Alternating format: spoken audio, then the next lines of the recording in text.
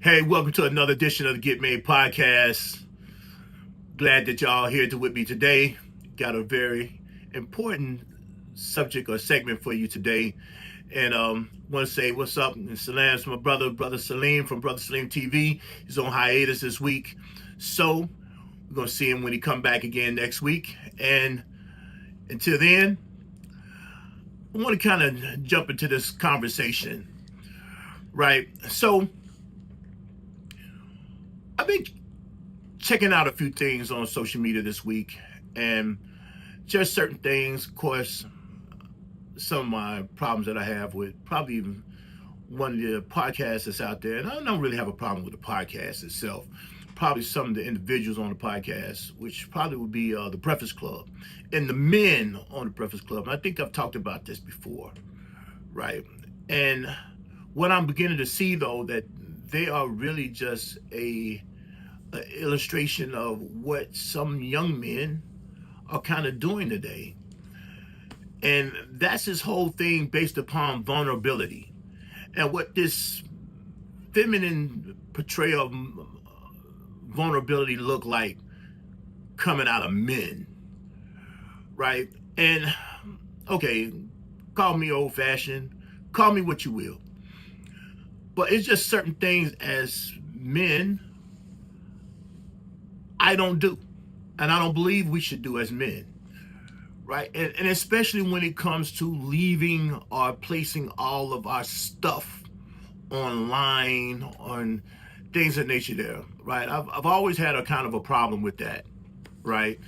And, it's like I saw one episode when they was talking to Dame Dash, and they was talking about how he was using the thing online to heal, or they were healing or something of nature there. And this healing online thing is really just got out of proportion, right? And so I want us to understand as men, and the Get Made podcast, this is what we talk about: manhood, accountability, development, enrichment. Building the manhood, demanding accountability, promoting development, and providing tools for enrichment. That it's kind of weird, if you will, this whole display of vulnerability. Because a lot of times, it's two things I want us to really look at. Is it vulnerability or is it being messy? All right. I want us to really look at that. Are we being vulnerable or are we being messy? Are we just giving in to the trend of being messy and calling it vulnerability? So I look at vulnerability. I think that's a brave thing, to be vulnerable, right? And when I start looking at mess, it's really kicking out your pain, pushing out your pain, and calling it honesty, right? Pushing your pain out on other people and then calling it honesty, right? And so when I start talking about vulnerable, and let me give an illustration of what it is I'm talking about. When I start looking at being vulnerable, I'm letting someone into my space because, one, I may be looking for some help on how to process it, right? And I'm not looking to process my pain and calling it honesty or calling it healing, right? But I'm letting somebody come get in. I'm letting them in so I can kind of process that thing, right? Or, I'm looking to share with someone on maybe some epiphanies that I may have came into, or I may have came upon, and or I'm just trying to be in a position of, hey, letting some things be known, giving out information, right? And then I may share an example of something that may have taken place with me to show you how I got there or how that may have came about, right? But I won't get on a situation, or I won't let people into, and more like they're doing it online a lot now, right? But sometimes people are vulnerable, just, hey, somebody that they just want to hit, they got somebody's attention, so they just want to They bend in their ear. They just chewing off their ear, giving them a whole bunch of stuff, right? Really what that looks like is emotional instability or emotional deregulation. And people don't really understand that. And there's another word, and sometimes I'm cautious about putting clinical phrases out in the general population, but sometimes you have to kind of express yourself and then explain it. So when I say a lot of times people are trauma dumping and calling it vulnerability, what I'm doing is everything that I'm going through, all the pain that I'm experiencing or what I have experienced, what I'm going to do is I'm just going to dump it out on everybody. I'm just going to give it to everybody. I'm going to air out all my business. I'm going to air out everything. And I'm just going to put that all out in space. Right. And that's irresponsible. Right. And I shared a situation once where I was watching Dave Chappelle some years ago, and he was having an interview with Oprah Winfrey, right? And he was talking about his money and how somebody can just come to him, ask him for donations and things of that nature there, and he was just going to give, and it didn't matter who it was, and Oprah told him, that's very irresponsible. And he looked at her like, because she said in having money, basically in having money, you have to be responsible about who you give it to. If you just open yourself up, any Tom, Dick, and Harry going to show up at your door asking for something. And that's not what you want to. You're going to really cause yourself more of a problem than you are in being helpful or being a solution for someone else, right? So, and I said, that makes a lot of sense. I'm just not going to be able to give any and everybody. Any and everybody may not be deserving of this money or these funds because they may not be responsible in how they handle the funds. If I'm talking about money, what more so my personal thoughts and feelings? That should have a whole lot more guarding on it than even my money and even the money that I give as charity, right? Because charity, irresponsible, is not a good thing. And so is trauma dumping, calling it vulnerability. And so then I look at myself and I say, all right, Clay, all right, Big Hoss, what will I share and what will I not share online, on this podcast, in a lecture that I might be giving, in a talk that I may be giving somewhere else? Where do I have boundaries? Where do I establish boundaries? Because that's the responsible thing to do. I have to have guardrails to it. And what I begin to see for the sake of using this word vulnerability, I see that the generation that we kind of walking in with right now, the generation that's under me, and maybe even those that's on that generation there, use these words so loosely and use the idea of these words so loosely that it becomes problematic. And that's the way of just putting any and everything out in space. And that's not what we should be doing. Because at the end of the day, we're not really giving out advice. We're really just putting our pain. We're really, truly, we're not even concealing our sins. And I know that we should protect the people from our sins, right? There should be some idea of making sure that the people are not harmed by the things that I do and the things that I say, right? And this thing is not about clickbait, because a lot of times this is what also is happening too, that we use vulnerability, and it's supposed to be vulnerability, but what it really comes out to be is clickbait. How many people can I get to like my stuff? How many people can I get to comment on my stuff? Anything like that. Now, I'm not sitting there saying that I'm not for commenting or liking my information. Obviously, when you start dealing with algorithms, those things need to take place in order to share the content, right? To put the content out there so people can really just look at the content, feel the content, share the content, learn from the content, and then be able to grow. This is when we start talking about providing tools for enrichment.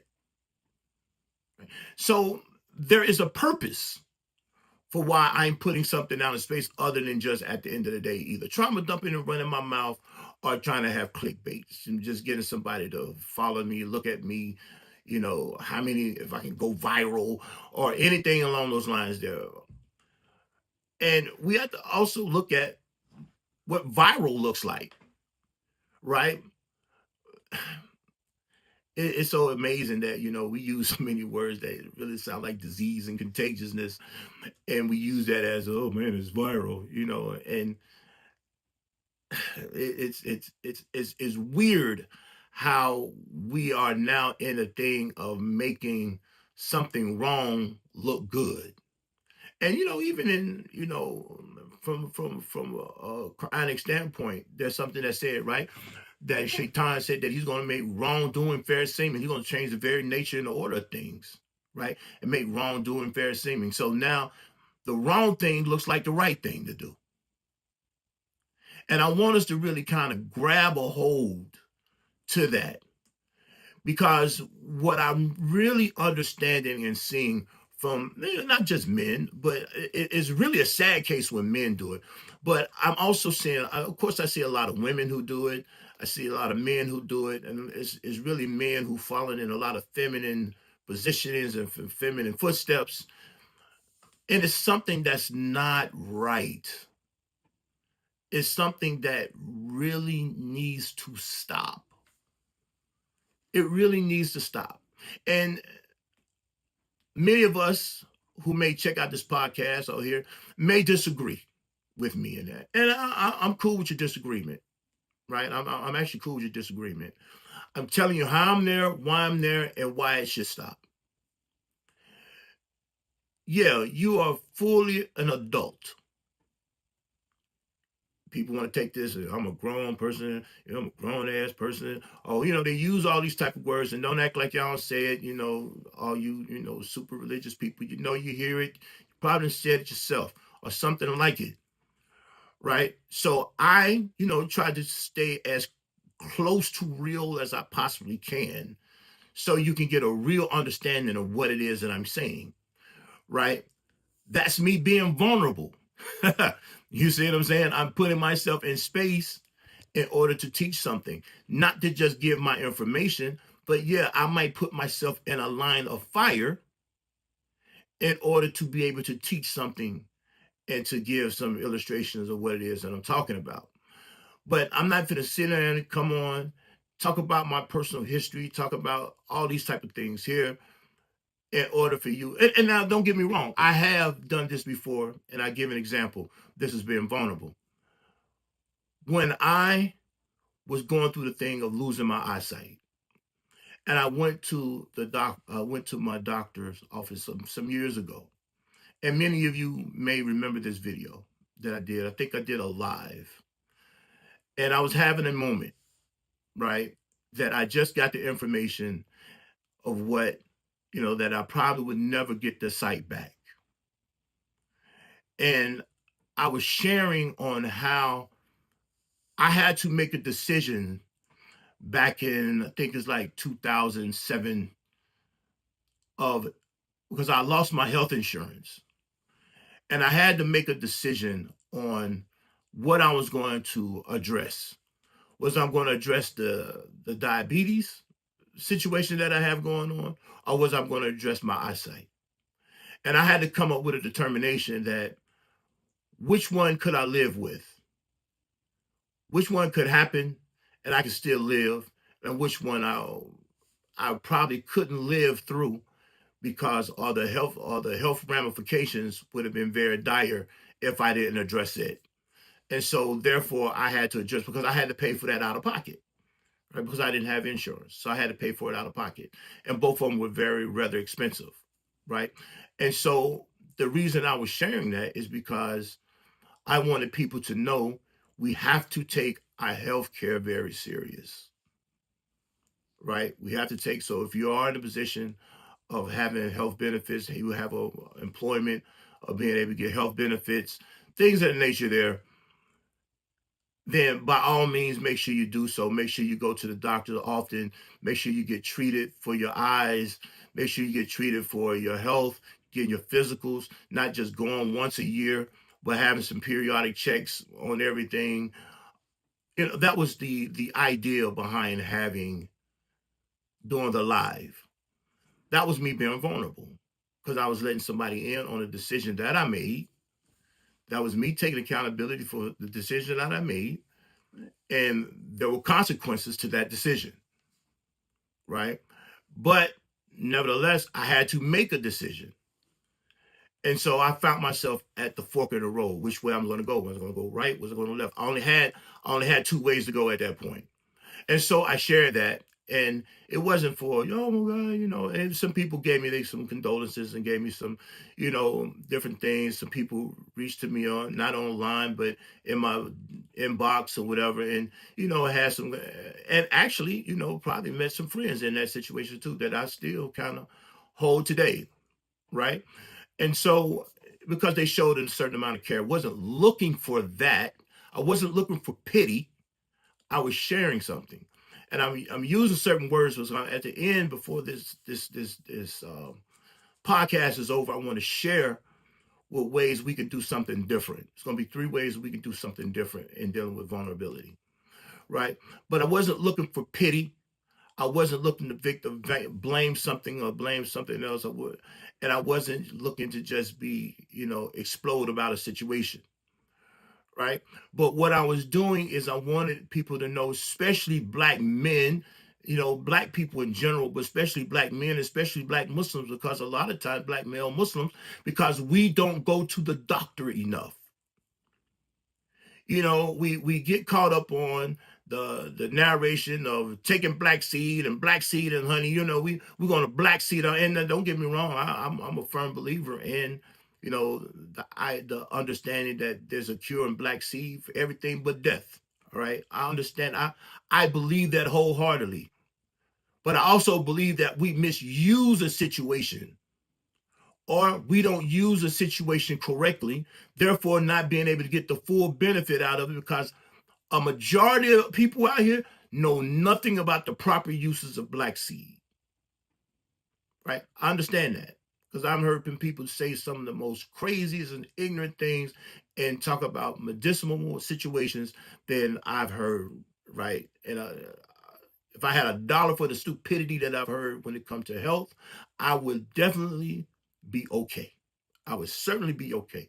I believe I would not be in any sort of debt whatsoever. And I don't really have a debt, but I definitely wouldn't be in any debt, right?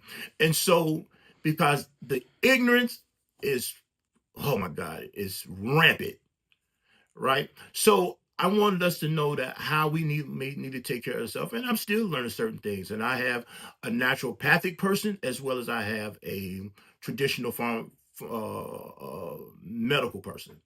I have my physician just like I have my naturopathic person, right? So I'm a strong belief in it, but those people are very abreast of what it is that they do, right? They're good at what they do. They've been doing it for a long time. They study it. They just don't pick up a book and think they got it. They're into what it is that they do. They really study what they do. So I'm able to go to that person. Shout out to Dr. V, Dr. Vanya Larvinis. That's Lavinis. She's one of the persons that she's definitely my naturopathic person. She was at my wellness summit this year. She spoke at the wellness summit as well. And so, yeah, it's something that is someone who I go to who's been working with me and my condition as far as my diabetes for at least I know about 5 or 6 years easily. Real before the pandemic. She was working with me before the pandemic. So I know it has to be at least since like 2018, maybe before 2018. So I've got at least 7, 8 years in with her already, right? And so when we start looking at, using the proper remedies and using them the proper way. This is one of the reasons why I wanted to do that live. That's why I shared what I shared, right? And so there was a purpose behind the sharing. It wasn't just so I can get more, to jump on and get more rocks off my chest or get something off my chest, right? That's not processing. That's not processing pain the correct way. That's that's processing your pain inappropriately, and then calling it honesty, calling it keeping it real, and that is not good because at the end of the day, you're going to still continue to hurt the people with your foolishness, right? So let's look at three ways that we can have vulnerability and eliminate the messiness, right? So first is that I want to be able to process my emotions versus reacting to or exploding on the situation. And what does that look like? I'm processing how I'm feeling. Okay, if I'm sitting there talking to someone, let's say I'm talking to someone and it's not online, it's someone that I'm talking to head up. It's a spouse or it's a friend or it's a colleague or whoever it might be. And I can sit there and say, hey, you know, this is this is how I feel about a situation. This is what I came up with in dealing with that situation. I'm taking accountability for how I feel. One of the words I love to say, I've heard my man, brother Imam Shadid Muhammad also say, is managing yourself in your discomfort. Right? I have to manage me and set in my discomfort. I have to manage myself in my discomfort. Right? I can't manage my triggers through somebody else. Right? I cannot afford to be in a position of managing my triggers by trying to put it off on someone else or whatever the situation might be. If the operative word is not trigger, the operative word is actually mine, right? My trigger, right? It belongs to me. So the responsibility of dealing with it is on me. And so if I'm telling someone, I'm comfortable with it, that this situation here makes me uncomfortable, or this big situation here makes me happy, or whatever, because it doesn't always have to be something negative when we start talking about being vulnerable. We can also be happy, and we can share a situation with a person when we're happy, right? That's all right. That kind of make me feel good. That brings about joy for me, right? And so I can then share that and share that this is how I got there and this is what it is that made me get there, versus just pointing out you're the one who made me feel this way, or it's your fault that I'm feeling this way. What you did to me made me feel this way, and things of that nature. There, that's not how you properly process that pain, right? So now, if I move on to the next one, I'm sharing because I have a purpose in what it is I'm saying, versus I'm looking for you to show me pity, right? I'm not looking for pity. And there is a multitude of things that I may feel or how I believe, what I may have going on. I mean, for instance, I share this with everybody here today. I had an accident back in 2018, and I've been in pain every day since August 15th of 2018. I walked off a 4-foot wall, right? Now I shared that with with everybody, but I'm not gonna share with everybody what took place and what were some of the things. Those are some of my intimate people who I'm intimate with. I've shared that information with. Um, what were some of the surgeries I may have had, or what were some of the remedies that I had to take? What were some of the recommendations that I had to take place because of the injuries? But yeah, I've had an accident back in 2018 that I've been in pain every day since August 15th of 2018. I'm talking about well over 7 years, right? Now, I don't say that to get sympathy or pity from you viewers who want to get made podcasts, anything in nature there. That's not what I'm looking for. That's not why I'm sharing this. Right? I share that. You know, thank you for your compassion. Thank you for your empathy. Thank you for your care. Thank you for your kindness. All that, I would still say thank you for that for anyone who showed it to me. But that's not the reason why I'm out there. Why am I saying that? Because some people do that so they can get the sympathy of others. And what we call that is actually negative attention seeking behavior. Right. That's what it really boils down to. Is really negative attention-seeking behavior. You have no reason other than a self-serving reason for why you put that on the space. Why am I telling you this? What it is that you know, and I'm always skeptical about people who asking someone for du'as a lot of times. You make du'a for me, this and this and this and this and that, and yeah, please make du'a for all of us, for me, my family, the people in Palestine, the people in Sudan, the people, all the Muslims all over the world. Please make du'a and make du'a for yourself and for your family as well, right? Make a supplication or a prayer for someone, right? That's a good thing. Right? But some people put that in space because they want you to feel bad for them. They want you to feel sorry for them. They want you to feel something for them so they can get the negative attention that they're looking for. Attention by any means necessary. Right? That's how they function. Attention by any means necessary. And people have made it very easy to do this online. Right? Everybody get up here. They want to tell their side of the story. They want you to hear their side of the story. And now we got competing sides of the story and all this old type of stuff here. And now we just kind of keep trying to sway public opinion and all this old type of stuff here. When protect the people from your chaos. As Muslims, that we say your fitna or your fitins. Protect the people from that. Keep that out of the face of the people. Right? What you going through, take a lot of that. What you going through, take that to your Lord. Right? That's how you kind of get, because that's where you're going to get your blessings from in the first place. That's where you're going to get your relief from in the first place. Right? Take that up. Take that to the one who actually can do something about it. Right? And so when we are then talking about how to deal with things and share with people, we share with a purpose. And again, like I say, when I came on and I talked about, the situation about not being able to get my eyesight back, and the possibilities of getting my eyesight back was at zero from what the doctor had said. It was at zero. And so at that point, of course, I had my own personal things that I was going through. I got my therapist that I go to.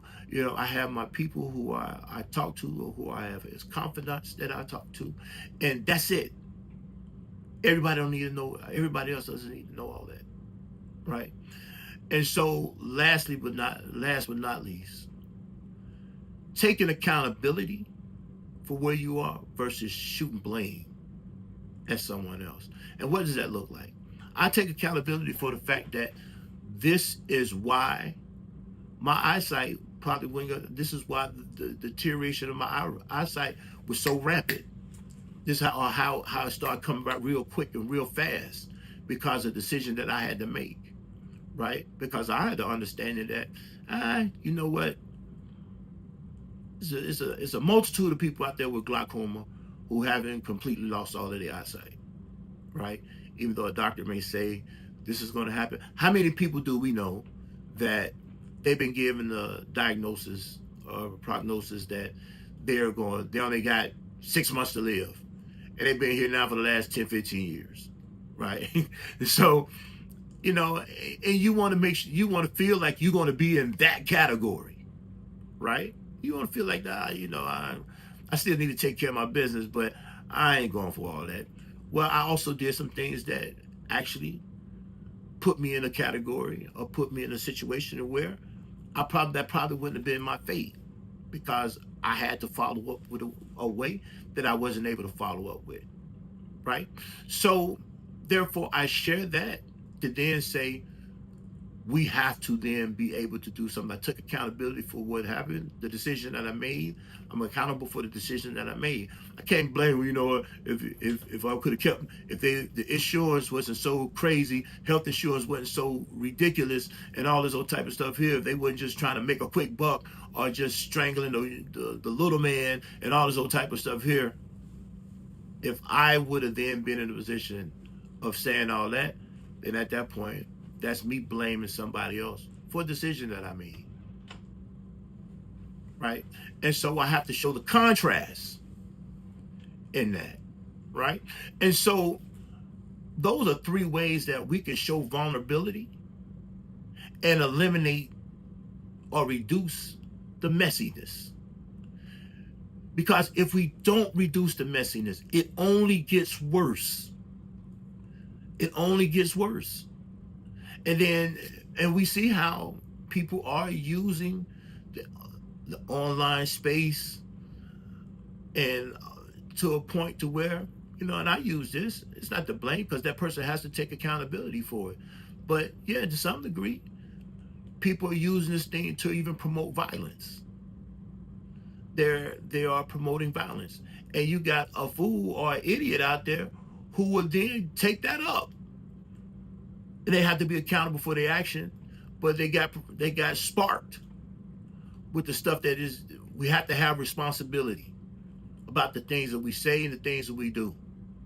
We have to have responsibility, right? And I'm not going to get it all into, the things that may have happened and especially the situation that happened in Utah a few weeks ago. I'm not going to really get caught into that conversation, but I am saying that this is how people are doing things because they are not taking accountability, and then what they would do is then you know, blame someone else or blame a group of people or why this is taking, as they say, the left wing liberals or all this old type of stuff here. They're blaming what look like a group of people for the actions of one person, right? That person has to take accountability for his actions. And so you sit there and you listen to people who are then exploiting pain. They are exploiting pain. And what happens is that maybe some might trauma dump, some may be looking for allies to be able to promote their agendas, or whatever it looks like. And for the common person, it looks like the thing to do. And where it really is a situation where, and I will say this, is people feeding on the ignorance of the people. Because unfortunately, there are a multitude of ignorant people out here. So if I know that these people are ignorant, then there's a multitude of ignorance out here, that I have to do something to make sure I don't add to the ignorance. I have to do something that says that I'm not going to add to this level of ignorance that then makes it acceptable to continue to be ignorant. And I need y'all to get that understanding. I can't continue to contribute. We can't continue to contribute to the level of ignorance that's going on out here, and using words to make it sound like it's okay, like vulnerability and honesty and trust and things of nature, that trauma and triggers, and we just saying things, we using words, and we making these words sound like they just, God, man, it's so like they just sound beautiful, like acceptable, when the idea behind it is not correct. The idea of vulnerability is a good thing. The way it's being promoted is not. Vulnerability is a beautiful thing, but the way it's being promoted sound like emotional deregulation and emotional instability. That's what it really is. So I'm saying to all my brothers out here, because here's the next thing, and some people may like it, some people may not. It's okay. I stand in where I stand at. When you start doing a lot of this, and this isn't to say that, I want to make sure I am clear though. When I say this is feminine characteristics, I'm not saying there's something wrong with women when you say feminine. I'm saying these are not masculine characteristics, or these are misguided masculine characteristics. And we have to be in a position of stopping that. It's funny because I'm hearing how on the Breakfast Club, and I don't think it was right because, I think they really just kind of got into a bunch of hurling of insults and stuff at each other. But the man literally sit there and called them two men gay. Literally sit there and call them men gay, right? I don't know if these men are homosexuals or not, but he said their characteristics were based upon homosexuality. They were gay, right? Basically, no, you ain't even calling them that. Really saying what they was being very feminine, right? And so then we start hurling the insults, which then loses his argument because he's hurling insults versus standing in where he's supposed to be standing in. Which at that point, he became misguided in what he was doing. He had misguided masculine energy taking place. And we have to be grounded even in our masculinity. That's why I have a whole concept of grounded masculinity. And what we're really exhibiting here, and you guys been hearing me and everybody out here listen to, know that even my book, Taming the Storm, Understanding and Overcoming High Conflict Personalities for a Peaceful Life. What we really are looking at is people who have high conflict personalities. And this is how it's showing up in the aspect of someone talking about they being vulnerable. And really the only thing they're doing is exhibiting high conflict personalities. Right? So I want us to kind of think on that, jump on that. This podcast is about enlightening people, trying to get people to think, man. We got to think as men. We got to think as Muslim men. We got to think. And we just can't really. We have to think. We have to have the guidance. We have to work upon the guidance of Quran and Sunnah because we are Muslim men. We got to do something. But we have to think. We have to pick up a book and read it. We got to get some education. We got to ask the people who know. We got to get in behind some people who know and get this information. We don't know it all. And we have to get somebody who can help us learn, who can teach it to us. That's vulnerability. Putting yourself in a position to learn. That's real vulnerability instead of sitting there telling all your daggone business. Like you lost your damn mind. That's not vulnerability. Learning, putting yourself in a student position is being vulnerable. I want us to think about that. So, hey, next week, every week we're here at the Get Made podcast at 7 p.m. every Monday. You can kind of catch up with me at the Hot Sinclair Experience on basically every platform. That's YouTube. Please subscribe to my YouTube channel and connect with me on TikTok and Instagram at the Hot Sinclair Experience. And also check out my man. He's doing some things, Brother Salim. He's doing some things with I'm always gonna promote my brother. Pick up my brother in front when he here and when he ain't here, right? We're at Sulani Homes. I think that's Sulani Homes, something like that. You can find him at, what's that? SOUL Sulani Homes ANI, something like that. Check him out. He out there selling big houses right now. Man had a $750,000 house he was selling the other day. He had online. He was checking it out. He's out there trying to sell beautiful house. When I hear wife was sitting there, "Ooh, this house is beautiful. All this room, all these areas." So check him out. I don't know if I'm buying no $750,000 no time soon. But hey, whatever fits your pocket, I'm sure he's able to help you out. So by all means, check him out if you're looking for a home here in the state of Georgia, because this is where he is. If you're looking in the state of Georgia, if you're looking to relocate here in the state of Georgia, he can help you out. You may not want to come to Atlanta, but you might want to come to Atlanta. Atlanta's crowded. It's crowded. A lot of people here. Too many of y'all showing up. You know what I mean? You're making it rough down here. All that traffic's crazy for no reason at all, right?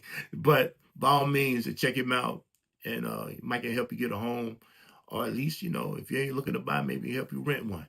You know what I mean? So by all means, check him out. So with that though, we're gonna see you guys next week. I think I got a pretty nice guest coming on next week. Don't want to put that out in space yet, but we'll let you know what it is. And by all means, please continue to and be safe out here. This is rough times right now. Be safe, and look to your Lord for your protection, right? And stop giving up. Stop giving over all your information. Stop telling all your business. This ain't a good thing. Quit telling all your business. All right, that I'm out. Inshallah. Assalamu alaikum wa rahmatullahi wa barakatuh.